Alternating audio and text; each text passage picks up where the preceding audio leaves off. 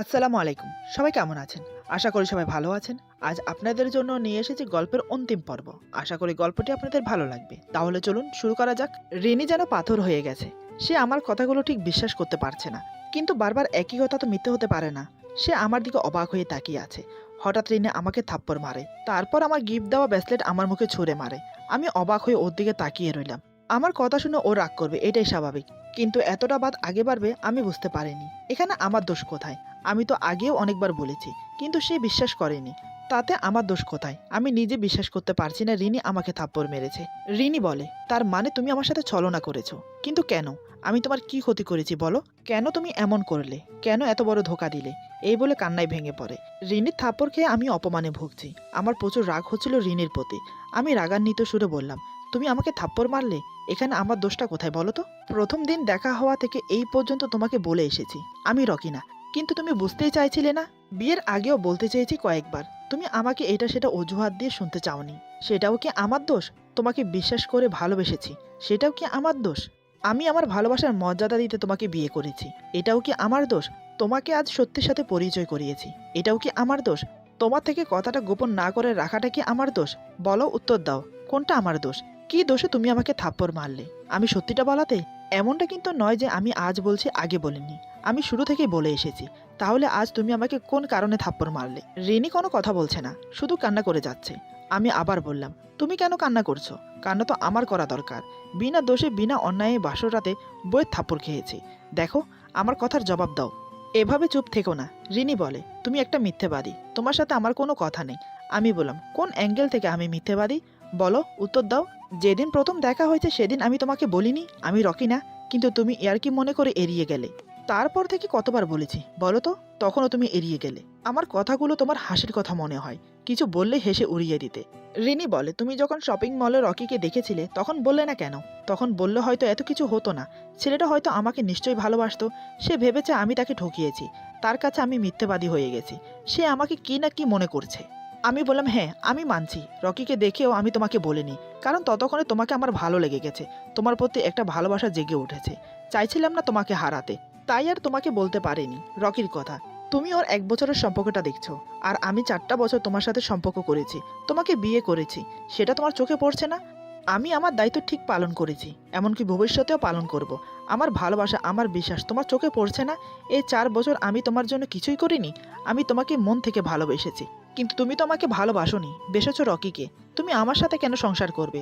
আমাকে কেন ভালোবাসবে? আমি তো রকি না। ঠিক আছে, তোমার যা ভালো লাগে তুমি ডিসিশন নিতে পারো।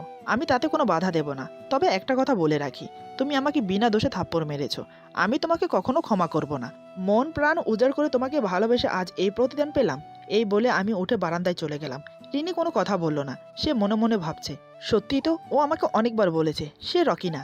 আমিই বিশ্বাস করতে চাইনি। ফাতেহা তো আমাকে মন থেকে ভালোবেসেছে, কোনোদিনও আমাকে এতটুকু কষ্ট দেয়নি। আমি কি ওকে ভুল বুঝলাম? থাপ্পড় মারাটা কি আমার উচিত হয়েছে? আমি মনে হয় আবেগপ্রবণ হয়ে অনেকটা বেশি বাড়াবাড়ি করে ফেলেছি। সত্যি ওকে থাপ্পড় মারাটা উচিত হয়নি। তো এখন কি করি? ও তো খুব রেগে আছে। না, এভাবে বসে থাকলে হবে না। উঠে গিয়ে ট্রাই করি রাগ ভাঙাতে পারি কিনা। এই ভেবে রিনি উঠে আসে হাতে ব্রেসলেটটা নিয়ে। বারান্দায় এসে আমার পিছনে দাঁড়ায়। আমি বাইরের দিকে তাকিয়ে আছি। রিনি আমার আরও কাছে এসে দাঁড়ায়। আমি দেখেও না দেখার ভান করে বাইরের দিকে তাকিয়ে আছি। রিনি বলে, এই নাও। এই বলে ব্রেসলেটটা আমার দিকে বাড়িয়ে দেয়। আমি তাকিয়ে বললাম, আমি কি করব?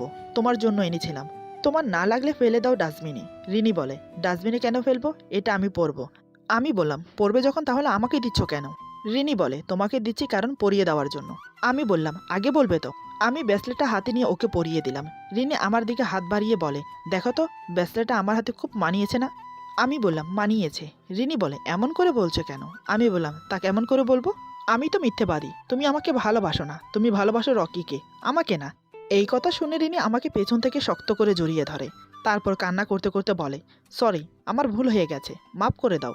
আসলে আমার উচিত হয়নি তোমাকে থাপ্পড় মারা। প্লিজ এবারের মতো ক্ষমা করে দাও। আমি বললাম, আমাকে ছাড়ো। যখন থাপ্পড় মেরেছিলে তখন মনে ছিল না? একটা কাজ করো, তুমি বরং আমাকে মাফ করো। কারণ আমার অন্যায় হয়েছে তোমাকে এতটা ভালোবাসা। মানুষ সত্যি বলে, যাকে তুমি বেশি ভালোবাসবে সে তোমাকে আঘাত করবে, যেমন তুমি। কোনো কিছু না বুঝে না করে আমাকে থাপ্পড় মেরে দিলে। বর্তমান আমি তোমার প্রেমিকা না, তোমার স্বামী। কোনো অন্যায় করার আগে ভালোভাবে দেখতে হয়। তুমি আমাকে থাপ্পড় মারোনি, তুমি আমার ইগোকে আঘাত করেছো।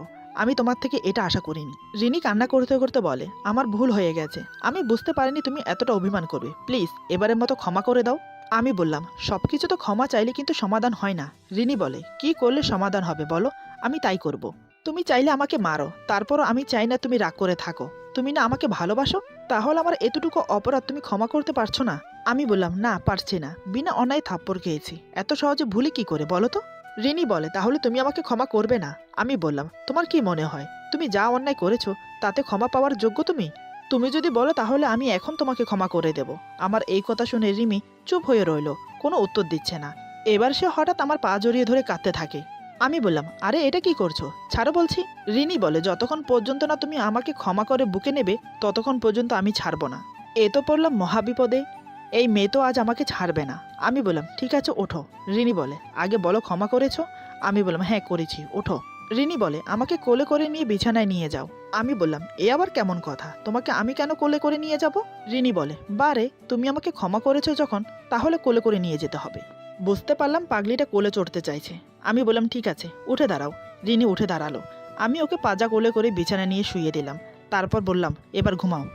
রিনি বলে, ঘুমোবো কেন, আজ কি ঘুমানোর রাত? আমি বললাম, তো কি করতে হবে? রিনি বলে, কেন তুমি জানো না?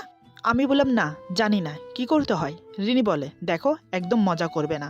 আমি বললাম, বারে এখানে মজা করার কি আছে? রিনি আমার পাঞ্জাবির বুকের কাছে খামচে দিয়ে ধরে কাছে টেনে নেয়। তারপর আমার চোখে চোখ রেখে বলে, আজ সারা রাত আমাকে আদর করবে।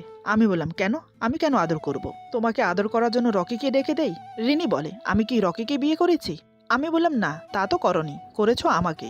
রিনি বলে, তাহলে রকিকে ডাকবো কেন, তুমি আসো। আমি বললাম, আমাকেই লাগবে? রিনি বলে, হ্যাঁ তোমাকে লাগবে। আমি বললাম, কতক্ষণের জন্য, কয়দিনের জন্য? রিনি বলে, সারা জীবনের জন্য।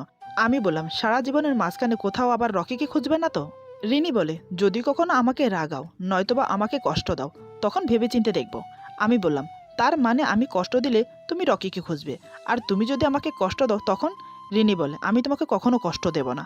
আমি বললাম, তার গ্যারান্টি কি? রিনি বলে, তার গ্যারান্টি আমি নিজেই। এখন কি এভাবে দাঁড়িয়ে দাঁড়িয়ে কথা বাড়াবে নাকি আমাকে ভালোবাসবে? আমি বললাম, এত ব্যস্ত হচ্ছ কেন? রিনি বলে, ব্যস্ত হব না, রাত কি কম হলো? আমি বললাম, এখন তো সারা জীবনের জন্য তুমি আমার, সারা জীবনই তোমাকে ভালোবাসতে পারবো, আদর করতে পারবো। রিনি বলে, কিন্তু আজ আমাদের বাসরাত, এই রাত খুবই স্পেশাল।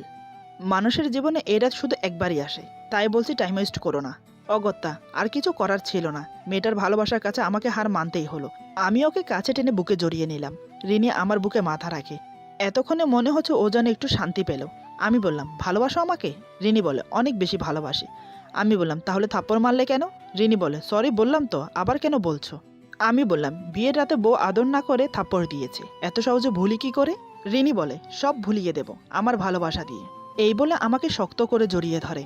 আমিও ওকে জড়িয়ে ধরি, দুজন দুজনের ঘাড়ে কিস করতে থাকি। একে অপরকে আলিঙ্গনবদ্ধ করে আদরে আদরে ভরিয়ে দিচ্ছি। দুজনের শরীরে উত্তেজনার স্রোত বয়ে যাচ্ছে। একে অপরকে ভালোবেসে ভরিয়ে দিচ্ছি। এতক্ষণ পর্যন্ত সবই ঠিক ছিল, কিন্তু যখন সঙ্গমের জন্য প্রস্তুতি নিলাম তখন বাঁধল আসল বিপত্তি। রিনি কোনোভাবে সঙ্গম করতে চাচ্ছে না। আমি বললাম, কি হয়েছে, এমন করছো কেন? নারী পুরুষ সঙ্গম করবে, এটা তো কমন ব্যাপার, আর তাছাড়া আমরা স্বামী স্ত্রী, আমাদের জন্য এটা বৈধ। রিনি বলে, সব তো ঠিক আছে, কিন্তু আমার যে লজ্জা করছে, এসব কি করে করব? আমি বললাম, ওরে আমার লজ্জাপতি বউরে, এতক্ষণ পর্যন্ত জড়িয়ে ধরে সব করে ফেলেছ, আর সামান্য একটুর জন্য লজ্জা পাচ্ছ? দেখো, এটা নারী পুরুষ সবাই করে, নারী পুরুষদের জন্য এটা হালাল করে দিয়েছে আল্লাহ, তবে বিয়ের পরে, বিয়ের আগে না। তার জন্যই তো ইসলামিকভাবে এই বিয়ের ব্যবস্থা করা হয়েছে। বিয়ের মাধ্যমে এই সম্পর্কটা পবিত্র হয়, তখন আমাদের মাঝে যা কিছু হয় সেটাতে কোনো গুনাহ হয় না, বরং নেকি পাওয়া যায়। রিনি বলে, তুমি যাই বলো না কেন, আমার ভয় হচ্ছে, লজ্জাও লাগছে। আমি বললাম, কিচ্ছু হবে না, আমি তো আছি, ট্রাই তো করো একবার। তবে হ্যাঁ, প্রথম প্রথম একটু সমস্যা হবে, হয়তো তুমি ব্যথা পাবে, তবে সেটা কোনো বড় সমস্যা না, পরে কিন্তু ঠিক হয়ে যাবে। আর আমি তো আছি, তোমার কষ্ট হলে আমাকে বলো, আমি তোমাকে ভালোবাসি, কখনো তোমাকে কষ্ট দেব না। রিনি বলে, ঠিক আছে তাহলে করো। আমি খুশি মনে বললাম, তাহলে আর দেরি কেন, কাছে আসো। এই বলে রিনিকে আমার কাছে টেনে নিলাম, ওর ঠোঁটে গভীরভাবে নিজের ঠোঁট ডুবিয়ে দিলাম। আমার পরশে রিনি আমাকে আষ্টেপৃষ্টে জড়িয়ে ধরে। তারপর শুরু হলো আমাদের মাঝে ভালোবাসার এক নতুন অধ্যায়। ধীরে ধীরে দুজন দুজনের প্রতি আকৃষ্ট হয়ে পড়লাম। একসময় দুজন সঙ্গমে লিপ্ত হলাম। এভাবেই শুরু হলো আমাদের নতুন জীবন, নতুন জীবনের সূচনা। রকির অস্তিত্ব সেদিনই মিটে গিয়েছিল আমাদের মাঝ থেকে। রিনির মুখ দিয়ে কোনোদিন উচ্চারণ হয়নি রকির কথা। কিছু কিছু সম্পর্ক মাঝে মাঝে এমনভাবেই গড়ে ওঠে, এটা কাল্পনিক গল্প হলেও বাস্তবেও কিন্তু অনেক হচ্ছে এরকম। আজকাল অনলাইন ফেসবুকে এসব বেশি দেখা যায়। আজকের গল্প এখানে সমাপ্ত। আশা করি গল্পটি আপনাদের ভালো লাগবে। যদি ভালো লাগে তাহলে লাইক, কমেন্ট এবং সাবস্ক্রাইব করে আমাদের পাশে থাকুন। পাশে থাকা বেল আইকন প্রেস করে দেবেন, তাহলে আমাদের নিত্য নতুন ভিডিও আপনাদের কাছে পৌঁছে যাবে। সবাই ভালো থাকবেন, সুস্থ থাকবেন আর বন্ধুদের কাছে বেশি বেশি করে শেয়ার করবেন। আল্লাহ হাফেজ।